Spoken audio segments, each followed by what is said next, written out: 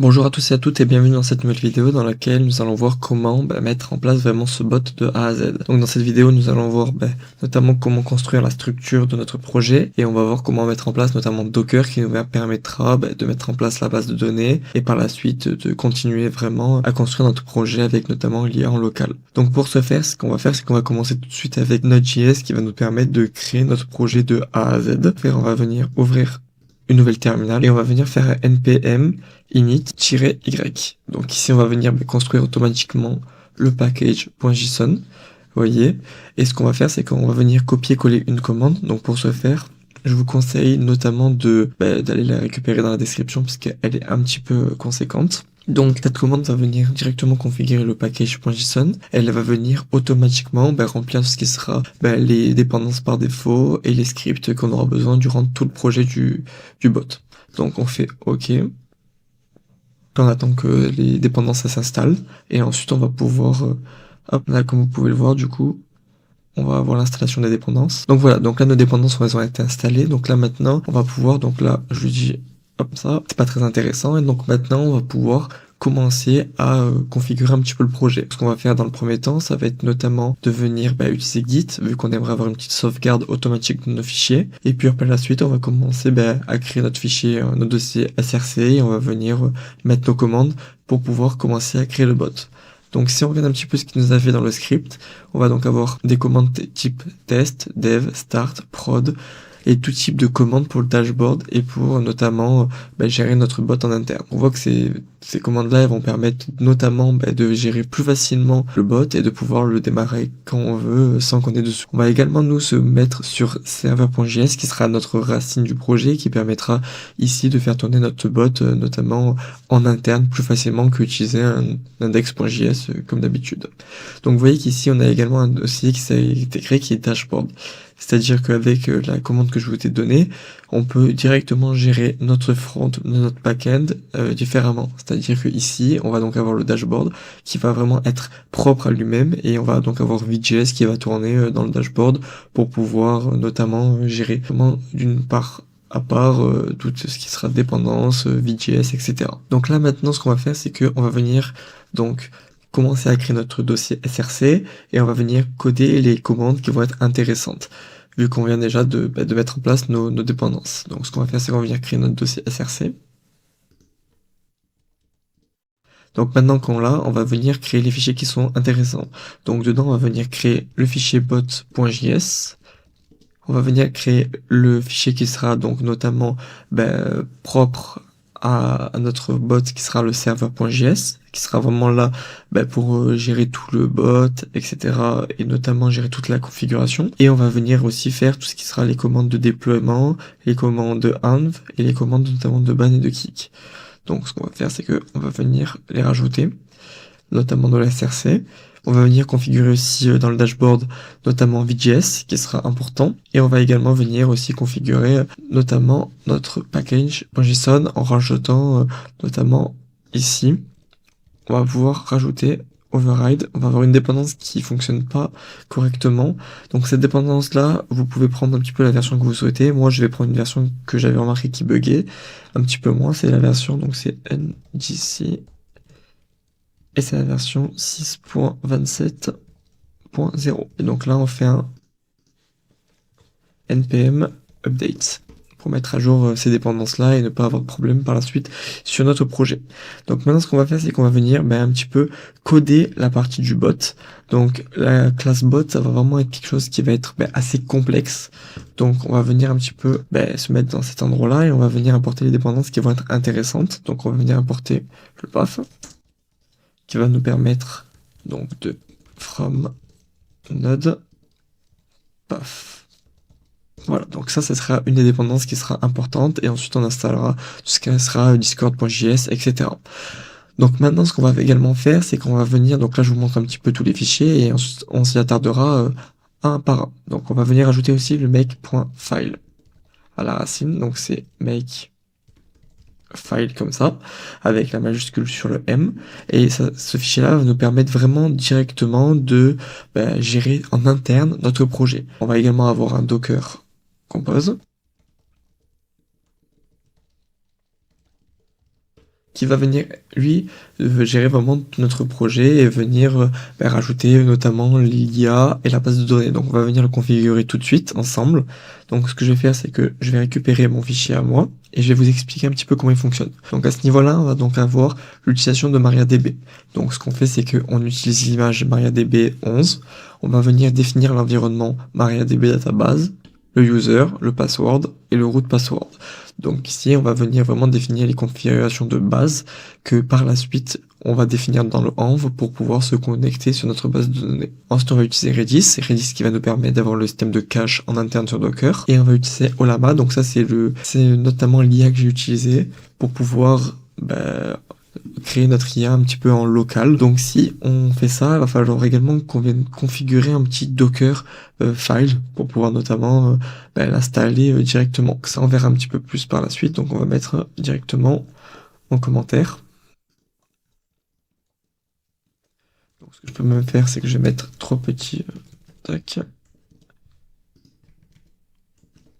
Voilà, ah oui, ça marche plus, ça marche pas sur le y.ml. Bon, ce qu'on va faire, c'est qu'on viendra supprimer, je viendrai le remettre quand j'en aurai besoin. Ici, on enlève le volume pour pas stocker les données. Et donc là, on va vraiment avoir le service donc de MariaDB et le service de Redis sur notre projet pour pouvoir vraiment directement avoir notre base de données et notre système de Redis sur notre projet. Donc voilà. Ensuite, le makefile. Donc au niveau du makefile, je vais vous expliquer un petit peu comment il fonctionne. J'ai donc défini un appname, version, stamp, zip. Donc zip, on n'en a pas besoin. Ça, c'est propre à la fin du projet. Si par la suite vous voulez créer votre projet, vous l'exportez en zip. Bon, ça c'est pas vraiment important. Ici, ce qu'on va faire, c'est qu'on va définir le port 3000. Donc c'est le port par défaut qui est défini pour notamment Vue.js. Ici, je vais donc lui définir une série de commandes. Donc moi, j'ai dit qu'on allait avoir la commande notamment dev et add, webhook, deploy, prod, source, etc. Donc source, on peut également l'enlever. On va avoir stop, doctor, install, waitdb, killport et clean. Donc là, ça c'est vraiment des commandes de base. Je vais vous expliquer tout à quoi servent une par une. Ici, install. Donc c'est-à-dire qu'on peut pas lancer le projet si on n'est pas passé par la commande install. C'est-à-dire que install va permettre de notamment déterminer si Docker est en route ou pas, sinon il va le lancer. Donc il va lancer le conteneur MariaDB et Redis. Ensuite, ce qu'il va faire, c'est que avant de lancer le projet, il va donc faire une commande qui va tester la base de données, c'est-à-dire qu'il va se connecter à la base de données, voir si on est bien connecté avec nos identifiants, et ensuite il va lancer les dernières mises à jour, donc notamment les dernières migrations. C'est-à-dire que au lieu de faire un SQL classique sur notre projet, on va venir utiliser des systèmes de migration au cas où on perd des données, etc. Et on peut directement remettre ça sur notre base de données avec une migration. Ensuite, on va avoir donc le npm run dashboard build. Donc là, comme je vous ai dit, c'est propre au dashboard. On va venir directement build tout notre projet avec Vue.js. On va venir compiler tout notre CSS et notre JS. Et ensuite, on va venir kill port pour enlever tous les ports s'ils sont déjà occupés. C'est-à-dire qu'admettons, on a déjà MariaDB qui soit sur un port. On va venir l'éteindre et relancer une nouvelle connexion qui sera toute propre. Et ensuite, on fait un npm run dev pour pouvoir lancer le serveur en ligne. Ensuite, prod. Bon, prod c'est pas pour l'instant, on va venir le supprimer, on le remettra quand on aura besoin. Ici AI non plus. Là le système de webhook ça va être pour Stripe notamment, donc ça ici c'est pas important pour l'instant. Deploy non plus, source non plus, donc là on va avoir stop qui va être intéressant pour arrêter notre système de Docker et arrêter tout le projet en ligne, on n'aura plus accès à localhost 2.3000. Donc ce que je fais c'est que j'utilise la commande make qu'il porte, donc c'est à dire que je lui dis va dans ton projet et récupère cette commande là. Donc là ici je la récupère. Ensuite, on va avoir Doctor. Donc Doctor, ça va permettre de vérifier si on n'a pas du code qui est mal écrit ou si on va avoir quelques erreurs, etc. Donc ça va venir vraiment permettre de tout tester le code et de mettre en place également nos tests, vu qu'on va mettre des tests dans le projet qu'on verra par la suite. Install, comme je vous l'ai expliqué tout à l'heure, on va venir faire un dashboard install. Donc cette commande-là, bien évidemment, elle est définie automatiquement dans le script. Donc vous voyez ici, dashboard install, ça correspond à npm préfixe dashboard install. Donc on verra après dans cette vidéo comment on configure Vue.js, post CSS, etc. Donc ici, on va également avoir waitdb. Donc waitdb, ce qu'on fait, c'est qu'on va faire une boucle et on va tester les connexions. Donc on va lui dire, on va se connecter avec nos bons identifiants. Il faut vérifier que ces identifiants-là, même le port ici, ça soit exactement le même que celui qui a été défini ici. Sinon, ça va pas fonctionner, il va vous dire qu'il y a une erreur. Vous mettez bien -u-p pour utilisateur et password, et ensuite vous pouvez vous connecter. Voilà. Et ensuite, si on arrive à bien se connecter, alors on va pouvoir, comment ça s'appelle, si on arrive bien à se connecter dans le laps de temps, alors on pourra directement passer à l'étape suivante. Et là, du coup, on a bien clipboard et clean pour pouvoir nettoyer ou mettre en évidence, du coup, la suppression de port si on en a besoin. Voilà. Donc ça, c'est un petit makefile qui va venir un petit peu faciliter les choses. C'est-à-dire que là, si je décide, par exemple, de faire make dev, pardon. Donc là, vous voyez, il fait un make install. Donc là, il voit s'il y a bien les dernières mises à jour de nos packages. Et ensuite, il va venir lancer notre système sur notre système, c'est-à-dire make dev. Donc là, il me dit qu'il y a une erreur. Pourquoi? Parce qu'il faut que j'allume Docker. Donc voilà, je viens d'allumer Docker. Et maintenant, une fois Docker lancé, je peux faire un make dev. Et là, directement, il arrive à créer mon container et il peut du coup, en l'occurrence, créer tout notre projet avec Docker. Donc là, c'est pas le but du principe, mais c'était pour vous montrer un petit peu comment ça fonctionnait. Donc maintenant qu'on a configuré le makefile et qu'on a configuré le Dockerfile, ce qui va être important, ça va être de configurer notamment le env.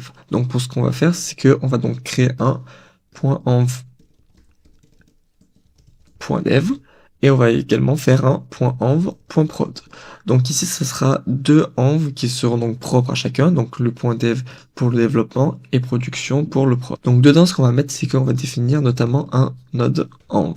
Donc là, ici, on va le définir en développement.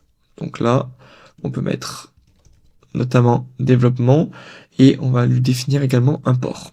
Donc ça va être le port 3000. Là où vous voulez que votre bot, administrateur du bot, soit en l'occurrence connecté. Ensuite, on va venir par exemple définir une public,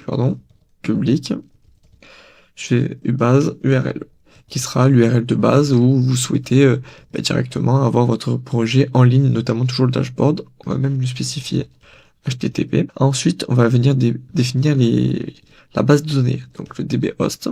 Donc ça sera notamment pour notre base de données lorsqu'on voudra se connecter dessus pour utiliser l'API. On va lui définir un DB user, un DB password. Donc ce qu'on va faire, c'est que ici on va lui dire sentinelle. À ce niveau-là, on va lui dire sentinelle également. Et on va venir également lui définir donc host, il va me manquer DB port. Donc c'est 3306 et on va venir lui définir notamment dbname qui sera en l'occurrence ici sentinelle également. On va venir également lui définir tout ce qui sera donc Redis URL qui sera l'URL de Redis, donc on va lui dire que ça sera Redis 127.0.0.1 et c'est 6381. Donc là, ça c'est propre à Redis. Pareil, il faut que ça soit bien configuré dans le Docker Compose. Ici, comme on l'a défini, 6381, et ça sera directement où aller. Notamment, hop, ici, il sera directement où aller et on n'aura pas de problème lorsqu'il ira chercher Redis. Ensuite, on aura tout ce qui restera les configurations propres donc à l'IA, donc ça on verra quand on fera notamment l'IA, pour l'instant c'est pas vraiment important. Et ensuite on aura tout ce qui sera également les clés pour Stripe ou de Switch, mais ça on verra au fur et à mesure des vidéos. Ce qui est peut-être aussi intéressant, c'est qu'on peut peut-être par exemple définir un dashboard user ID, et ici on va l'appeler par exemple admin, et un dashboard user password-h.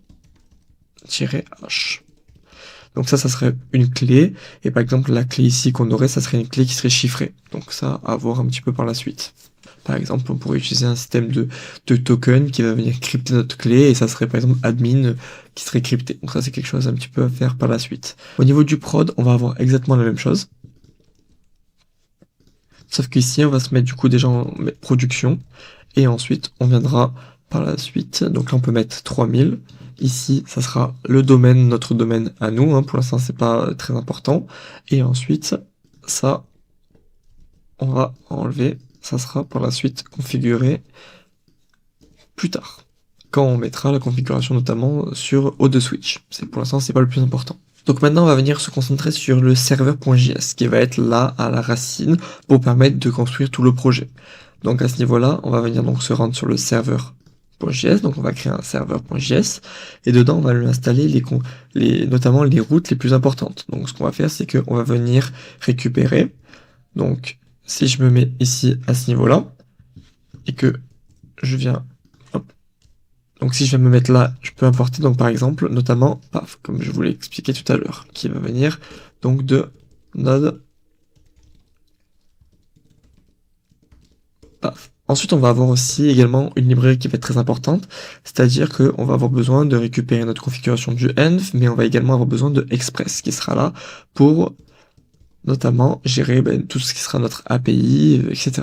Donc express from express. On va avoir besoin également de helmet. Voilà. Et ensuite, on configurera d'autres chemins si on en a besoin. Donc ici, pour l'instant, on va peut-être rajouter également, je vais peut-être rajouter du coup aussi tout ce qui sera les services du dashboard, les API route, bot, Redis, MySQL, logger et .env. Donc ça, on va venir les configurer tout de suite, hein. Pour l'instant, c'est pas le plus important. Donc on viendra les configurer par la suite. Ce qui va être intéressant maintenant, ça va être de créer tout ce qui va être notre système de ping et commencer à créer un petit peu la base du projet. Donc pour ce faire, on va venir donc à l'aide de PAF, venir récupérer notamment du coup directement dans notre projet en interne le chemin pour pouvoir configurer notre serveur et commencer à le créer. Donc ce qu'on va faire, c'est qu'on va utiliser donc Express qui va venir à l'aide d'un Content Security Policy, venir notamment créer notre serveur. Donc on va lui ajouter quelques paramètres importants, hein. Donc là on va utiliser helmet qui va permettre notamment de nous rajouter des fonctionnalités sur notre serveur ou pas. On va venir également utiliser un système de verify pour pouvoir rajouter notre système de requête directement à Express. Là, ce qui va être important, ça va être de configurer nos API et notre route. Donc, on va avoir une route API, on va avoir une route également else qui sera là pour tester notamment un petit peu la sécurité du projet. Donc, si on fait notre route API, donc pour ce faire, hop, on va venir se mettre là et on va venir donc utiliser donc app.use et app c'est le serveur express. Comme je vous l'ai expliqué, ça sera le serveur backend du projet. Donc ici à ce niveau-là, ce qu'on va faire, c'est qu'on va définir un /API. On va lui passer des paramètres, notamment dans notre requête, et on va venir lui passer, notamment ce qui va être le plus important, le Discord client. Donc ce qu'on peut faire, c'est qu'on peut venir se mettre ici, et on peut venir notamment lui définir le Discord client, qui sera quelque chose qu'on passera notamment en paramètre via notre .env. Également une route qui va être importante à définir, ça va être la route else. Donc ça va être une route qui va permettre de venir tester nos problèmes par la suite. On verra qu'on aura besoin notamment de tests, de venir tester un petit peu comment ça fonctionne, tester notamment la base de données, tester Redis et voir un petit peu si tout fonctionne correctement. Donc ce qu'on fait, c'est qu'on va venir lui passer la base de données, Redis et Discord, pour voir si tout fonctionne correctement. Donc maintenant, ce qu'il va falloir faire, c'est qu'il va falloir connecter notre bot et récupérer grâce à notre clé d'API, notamment les possibilités que Discord nous offre. C'est-à-dire qu'on va venir configurer notre bot. On va venir demander au serveur Discord.js si la clé d'API est correcte, etc. Si le token est correct fourni par l'utilisateur pour pouvoir commencer à l'allumer et commencer à travailler dessus. Donc ce qu'on va faire ici, c'est qu'on va venir récupérer à l'aide de notre Discord ID notre session environ de notre bot. Donc ce qu'on va faire, c'est qu'on va venir donc notamment récupérer, comme je vous l'ai expliqué, notre Discord.client, et ce qu'on va faire, c'est qu'on va venir créer ce système-là de dashboard pour pouvoir un petit peu gérer notre bot et gérer comment il fonctionne. Donc ce qu'on fait, c'est qu'on utilise donc la possibilité d'avoir un chemin pour pouvoir récupérer notre dashboard, ici le dossier. Et ce qu'on va faire dessus, c'est qu'on va utiliser Express et on va venir lui ajouter une requête en get qui va nous permettre de voir si notre fichier index.html à la racine est correct, il est présent. Si oui ou sinon, s'il y est, alors ça veut dire que le dashboard est fonctionnel et fonctionne. Sinon, alors on va avoir une erreur et on pourra pas lancer le bot. Une autre chose à faire, ça va venir du coup notamment de configurer ce serveur-là. C'est-à-dire qu'on va venir créer le bot et on va voir s'il fonctionne ou pas. Pour ce faire, ce qu'on va faire, c'est qu'on va venir rajouter, donc ici à la suite, on va venir configurer le serveur. Donc on va utiliser un listen qui va venir écouter sur le port et on va venir lancer notre serveur en boucle. Donc tant qu'on aura fait un npm run dev, on aura bien notre bot qui écoutera sur notamment le port qu'on lui a défini. Donc là ici, hop, le env, il faut que je configure le fichier. Donc on va venir après les configurer. Donc on va notamment faire config. Et on va venir définir le env.js qui sera là ou permettre directement la liaison avec notre point .env. Voilà, donc on utilisera notamment .env pour pouvoir récupérer facilement. Et pour finir, on va venir donc se mettre à la suite, et on va du coup mettre en place vraiment la concrétisation de notre serveur.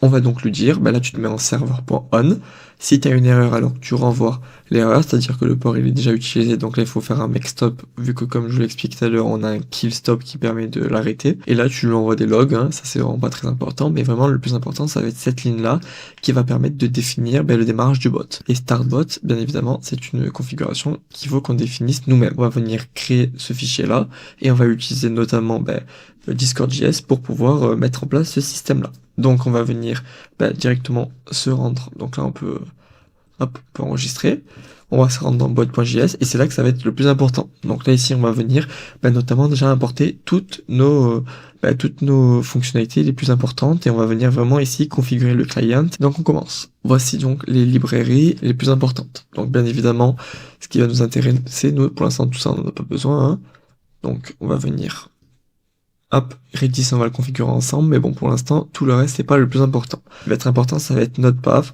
notre URL, Discord.js, ce fichier-là, on va venir le configurer nous-mêmes, le logger également, et command loader et Redis, on va venir les configurer nous-mêmes. Pour l'instant, c'est pas le plus important. Donc maintenant, ce qu'on va faire, c'est qu'on va venir créer notre Discord client.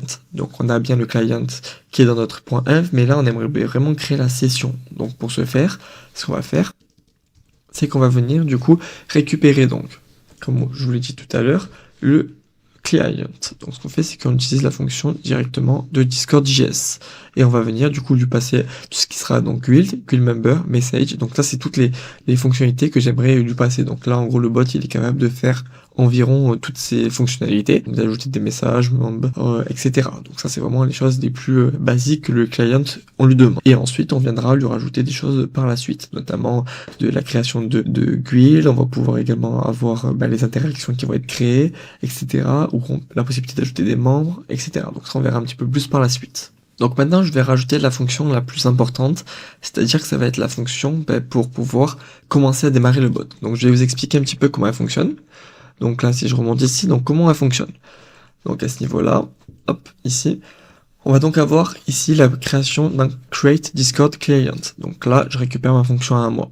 Ce qu'on fait, c'est qu'on va lui rajouter les commandes. Donc pour faire le load command, ça va être propre du coup à un loader qu'on va venir créer nous-mêmes. Mais pour l'instant, c'est pas le plus important. Ce qu'on va faire, c'est qu'on va vraiment venir créer une collection, et dessus, on va venir faire plusieurs choses. Donc déjà, on va venir créer un client.ons. Donc ça va être une commande propre à notre Discord, enfin notre API Discord.js, et on va venir savoir si le bot est connecté ou pas. Donc pour ce faire, ce qu'on va faire, c'est qu'on va venir lui ajouter un petit info, et on va venir taguer, et on va voir si en fonction de notre API, si le bot est bien ready ou non, c'est-à-dire s'il est bien connecté ou pas à notre Discord, est-ce qu'il est allumé ou pas. Et ensuite, on va venir lui ajouter donc notamment différentes interactions. Donc, ce qu'on va faire, c'est qu'on va commencer par une interaction create, qui va venir ici permettre d'ajouter mon système de tiret, comme je vous l'ai expliqué dans la précédente vidéo. C'est-à-dire que ici, en gros, c'est une fonctionnalité du Discord.js qui va venir créer une interaction entre le bot. Donc là, je lui dis en gros que quand l'utilisateur il aura cliqué sur le bouton, je vais venir directement créer un ticket avec l'idée de l'utilisateur, qui va me permettre notamment ensuite, si vous voyez un petit peu, d'ajouter celle-ci du coup à notre base de données, et notamment de pouvoir gérer plus facilement les interactions. Donc là, comme vous pouvez le voir, je vais exécuter une commande interaction ici, et ensuite cette commande là elle va me permettre, notamment avec un système de listener, de pouvoir récupérer et de gérer tout ça avec la base de données, et de l'afficher sur le dashboard, etc. Donc ça, je vous montrerai un petit peu par la suite comment on fait, mais là du coup vraiment j'ai quelque chose de classique qui va me permettre de voir, je lui envoie une action, si elle est exécutée, c'est bon, sinon alors dans ce cas-là, tu vas renvoyer un message d'erreur. Donc là voilà, il faut vraiment que ça soit quelque chose de concret et fait par l'utilisateur. Donc ensuite, on va avoir la possibilité, comme je vous l'ai expliqué aussi, de créer un message. Donc c'est-à-dire qu'on va venir traquer les messages pour voir notamment le système de filtre qu'on va vouloir passer, etc. Donc ce qu'on va faire, c'est que on va lui ajouter donc sur chaque message utilisé par un utilisateur, on va lui passer le système notamment d'IA, comme je vous l'ai expliqué. Donc là, on va mettre en commentaire. Donc pour l'instant, c'est pas le plus important. Donc ça, on peut le supprimer. Pour l'instant, c'est pas le plus important. Donc, par exemple, ça, j'en ai pas besoin. Hop, par exemple, ajouter ça, j'en ai pas besoin. Par contre, ce qui va être intéressant, c'est la fonction analyse message qui va permettre de venir filtrer nos messages par la suite. Donc pour l'instant, c'est pas le plus important, mais par la suite, dans les prochaines vidéos avec notamment l'IA locale, on verra comment on peut rajouter ce système, notamment directement d'IA. Donc comme je vous l'ai expliqué, là ici on va avoir le système de track activité. Donc le await il va permettre d'attendre que la précédente fonction fonctionne.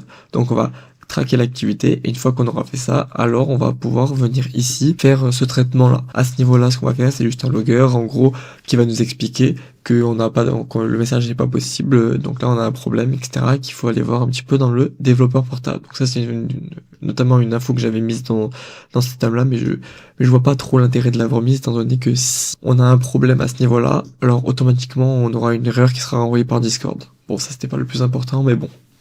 Ensuite on va donc avoir donc le guild system. Donc en gros ce système là c'était pour notamment à récupérer l'ID du serveur, enfin du salon plutôt, et pouvoir notamment lui appliquer mon système d'IA local. Comme vous pouvez le voir ici, si dans mon IA local, donc si dans le point env j'ai défini notamment l'IA local en tant que notamment serveur moi-même, alors là on va utiliser le LLM qu'on a utilisé nous, sinon alors dans ce cas-là on utilisera les API. Donc là pour l'instant c'était vraiment un système de filtre classique. Et ensuite je lui fais quoi? Je lui dis, je t'ajoute 3-4 commandes, donc notamment les erreurs, je peux t'ajouter le système de réaction, et ensuite, ce qu'on va faire, c'est qu'on va venir connecter Redis, qui va permettre ici d'avoir le système de cache, et par la suite, si le point env, alors si on n'a pas défini le Discord token, alors là, ça sert à rien de faire tout ça, étant donné que on peut même pas lancer les précédentes commandes. Donc un petit peu, notre Discord JS bot est assez complexe et assez complet, mais il permet vraiment d'avoir un système notamment d'IA local qui va venir filtrer les messages, et notamment d'avoir le système de Redis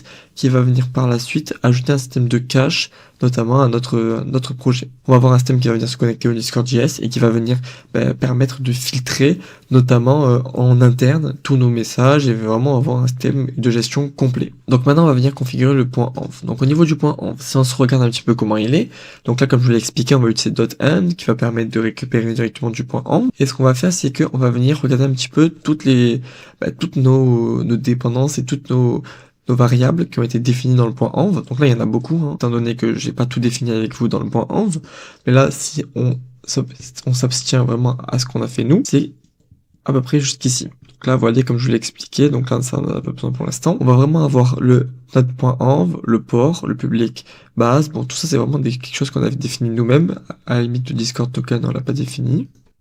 On va venir le mettre là. Voilà.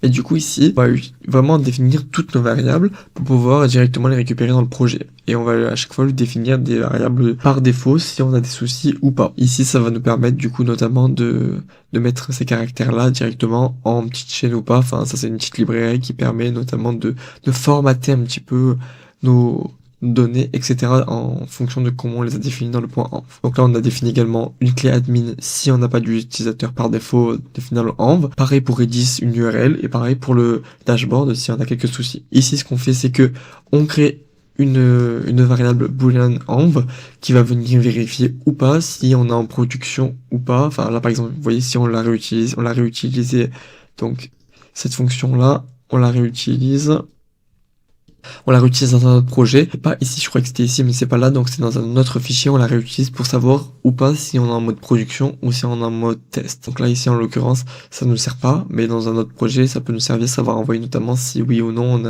on est en prod, par exemple, pour redéfinir si on veut, par exemple, formater le projet ou pas. Donc maintenant, on va venir également aussi définir, donc, deploy commande. Donc on va se rendre dans le src et on va venir définir une commande qui ça se rappellera deploy- commands.js. Donc ici pareil, donc là je vais vous expliquer un petit peu comment elle fonctionne également. Donc là ça va permettre notamment de définir des commandes, notamment à notre bot quand on sera sur le serveur Discord. Donc pareil, on va venir récupérer le Discord token et le client ID, et on va venir donc déjà sinon sans ça on peut rien effectuer sur le serveur, et on va venir notamment ici ajouter toutes nos commandes, c'est-à-dire que toutes les commandes qu'on aura définies par la suite, donc c'est-à-dire quand je parle de commandes, c'est-à-dire qu'on va se créer, on va créer maintenant un dossier commande. Et dans ce dossier commande là, on va donc avoir les commandes kick, mute, sentinel AI, shop, stat, ticket setup, warning, YouTube stat, etc.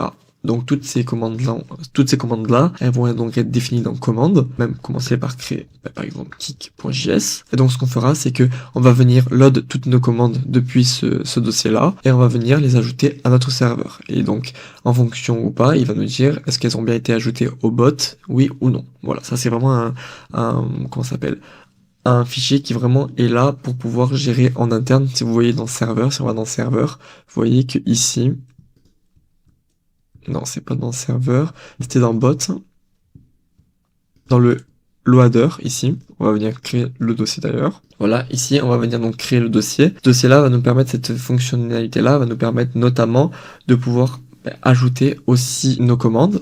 Donc là, vous voyez qu'ici, ce que je fais, c'est que je fais une map. Donc en fait, là, je vais créer une sorte de tableau. Et en fait, en ajoutant ce tableau-là, je vais rajouter dans ce tableau-là toutes les commandes qu'on aura définies par la suite. Donc en fait, ici, kick, ça va être rajouté dans le loader ici. Et à ce niveau-là, ce qu'on va faire, c'est qu'on va venir les rajouter. Et par la suite, après les avoir rajoutées dans ce module-là, elles vont être traitées par le deploy command qui va venir, lui, les ajouter dans le serveur Discord. Et en faisant en impliquant ce système-là avec notamment notre client ID et le guild ID qui sera à définir dans le point env. Le guild ID, ça va être l'idée du serveur, à ne pas oublier. Et bien, on va pouvoir du coup définir et déployer nos commandes sur ce serveur-là en direct. Là, je peux même définir, du coup, vous voyez, c'est une commande propre à Discord.js. Donc maintenant qu'on a le commande loader qui donc permet directement ici de faire un tableau, et de pouvoir mapper, d'ajouter toutes nos commandes directement sur le serveur. On a également ici bot qui nous permet, donc comme je vous l'ai expliqué tout à l'heure, de faire vraiment la gestion, de créer notre client, etc. Il va nous manquer le loader. Donc le loader, on va venir le configurer également. Donc le loader, il est ici, on l'a configuré, on va même pouvoir par exemple définir. Et on va lui dire, par exemple, permet de créer un tableau et de retourner les commandes, les guilds, on va dire. Donc là, ça va permettre de recréer un tableau et de renvoyer les commandes propres à notamment à notre projet comme on l'a défini ici. Donc voilà, donc maintenant, une autre chose à faire, ça va venir donc pour finir un petit peu et pour continuer, la dernière chose qui va nous manquer également, ça va venir de définir le deploy command, on l'a défini, le loader, on l'a défini. On va donc venir également définir Redis. Donc Redis, ça va nous permettre, comme je vous l'ai expliqué, de mettre en cache un petit peu le système. Donc ce qu'on va faire, c'est que on va créer un dossier DB. Donc on va se créer un dossier ici DB, qui va être donc pour la base de données. Et on va se créer un fichier qui sera redis.js. Donc ce fichier-là, redis.js, il va vraiment venir créer la connexion avec Redis. Donc là, on va venir donc utiliser la librairie qui s'appelle io-redis. On va venir créer une connexion avec Redis. Donc on utilise l'URL. On lui passe quelques paramètres qui sont importants, donc notamment le lazy connect et le retry par request une fois, donc le max de requêtes pour environ 1 seconde. Et ensuite ici ce qu'on fait, c'est qu'on va venir donc créer deux fonctions, donc le ping Redis et le connect Redis, qu'on va venir utiliser dans le bot ici, comme vous pouvez le voir tout en bas, où on va venir connecter notre Redis directement pour pouvoir avoir Redis qui fonctionne avant que le bot soit chargé, pour pouvoir mettre tout en cache rapidement et fonctionnellement. Donc ça c'est une des fonctionnalités qu'on peut rajouter directement. On va également venir donc pour finir rajouter notre command loader. Donc là donc en lib on va rajouter logger qui va permettre d'avoir un système de log et notamment de traçabilité. Donc là ce qu'on va faire c'est qu'on va utiliser la librairie qui se rappellera Pinot. Donc la librairie Pinot ça va être une librairie qui va permettre juste de log et de ping avec notamment l'heure. Et ça va permettre d'avoir quelque chose d'assez précis si on a des problèmes ou non dans notre système. Donc ce fichier-là, il fonctionne que lorsqu'on est en développement. Comme vous pouvez le voir ici, on va récupérer du coup notre point env, on va récupérer développement. Et donc ça va nous permettre notamment de récupérer le ping directement, de savoir un petit peu qu'est-ce qui se passe sur notre projet et comment il fonctionne. Donc là maintenant, on va vérifier qu'on n'ait pas oublié de commandes importantes avant de définir un petit peu les commandes, comment elle fonctionnera par la suite. Donc si on récapitule, on a donc notre Docker qui fonctionne. On a donc notre makefile, donc là qui est assez complet pour l'instant, on le rajoutera si on a besoin de rajouter des choses. On va donc avoir également le point prod et le point env. Donc ici, on définira par la suite, je vous montrerai comment on peut récupérer les clés via le Discord portable. On va donc avoir le fichier serveur qui est complet, le deploy qui va venir permettre de déployer directement les commandes sur le serveur. On va donc avoir le bot qui va venir créer le client ID et qui va venir par la suite définir un petit peu nos clés Discord et va venir créer les commandes pour pouvoir ensuite les mettre sur le bot. Et on va avoir donc Redis pour avoir le système de cache. On va donc avoir dans les librairies le command loader comme je vous l'ai expliqué qui va permettre de venir récupérer, donc de créer notre tableau. Il va donc créer le tableau de toutes les commandes et il va venir ensuite les injecter. Et le logger qui va venir mettre en place si on a des soucis ou pas sur notre projet. Et ensuite on va avoir le point env qui va venir récupérer toutes les variables du point env et il va venir permettre de les injecter dans le projet directement. Donc ça c'est un petit peu la base du projet, comment il fonctionne, etc. Donc dans la prochaine vidéo, ce qu'on verra, c'est que on va mettre en place tout ce qui sera la fin un petit peu du projet au niveau des commandes, c'est-à-dire qu'on verra toutes les commandes, on les mettra en place, kick, ban, mute, lay, etc. Et ensuite, ce qu'on fera, c'est que dans la prochaine vidéo également, c'est un petit peu la mise en place du dashboard, comment il fonctionne, mise en place de Vue.js, on mettra en place les dernières commandes qui nous manquent, notamment les dernières variables qui nous manquent. Là, une dernière chose qui nous manque, c'est notamment de faire un coup de git add. Et ce qu'on peut faire, c'est qu'on peut faire un git commit. Donc là, ici, j'ai pas utilisé de git ignore, donc là, il est en train de tout télécharger. Mais bon, ensuite, ce qu'on pourra faire, c'est qu'on pourra rajouter un git ignore pour éviter d'avoir tout ce qui est notamment les dépendances dans notre problème. Donc git commit-m. Là, on peut mettre un fit et on va dire add backend.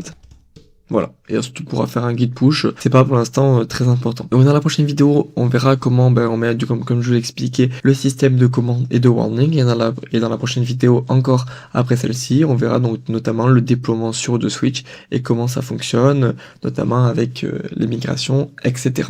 Donc je vous dis à très vite pour la prochaine vidéo dans laquelle on approfondira le projet et on verra comment on peut le complexifier et un petit peu comment vraiment le mettre en place et comment utiliser développeur portable pour pouvoir avoir nos clés et mettre en place vraiment le bot. Donc je vous dis à très vite pour la prochaine vidéo.